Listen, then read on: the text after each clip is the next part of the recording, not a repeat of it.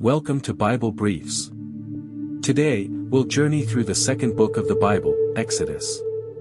This incredible book recounts the story of God's deliverance of his people from slavery in Egypt, the giving of the law, and the establishment of his covenant with Israel. It's a powerful narrative of liberation, obedience, and God's presence among his people. Let's explore the key themes and events that make Exodus so impactful. Part 1, Israel's Slavery and God's Call, Exodus 1-4. Exodus opens with the Israelites enslaved in Egypt, their numbers growing so much that Pharaoh feels threatened. To control them, he orders the killing of all Hebrew male babies. But God's plan unfolds as Moses is miraculously saved and raised in Pharaoh's palace.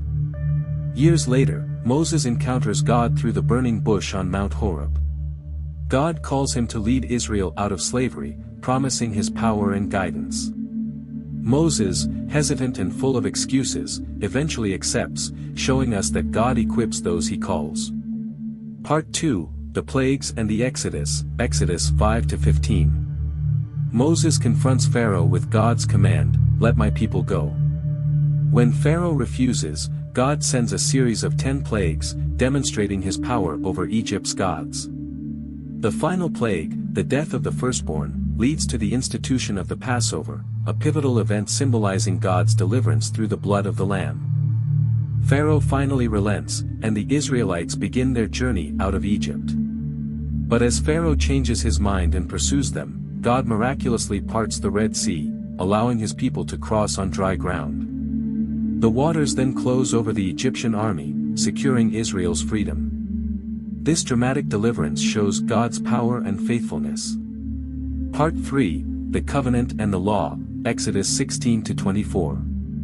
In the wilderness, God provides for his people with manna, quail, and water, despite their complaints.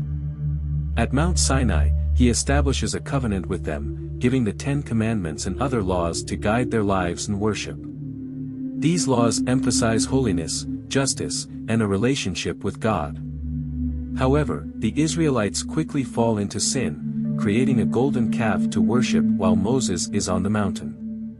Despite their rebellion, God shows mercy, reaffirming his covenant and continuing his plan to dwell among them. Part 4, The Tabernacle and God's Presence, Exodus 25-40. The final chapters of Exodus focus on the construction of the tabernacle, a portable sanctuary where God's presence would dwell among his people. Every detail reflects God's holiness and his desire to be with his people. When the tabernacle is completed, God's glory fills it, signifying his approval and presence. This section teaches us that God not only delivers but also desires a personal relationship with his people, guiding and dwelling with them in their journey. The book of Exodus offers timeless lessons for our everyday lives.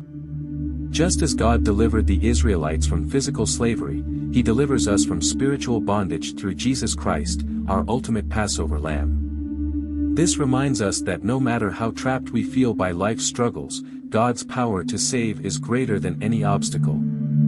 Exodus also challenges us to trust and obey God.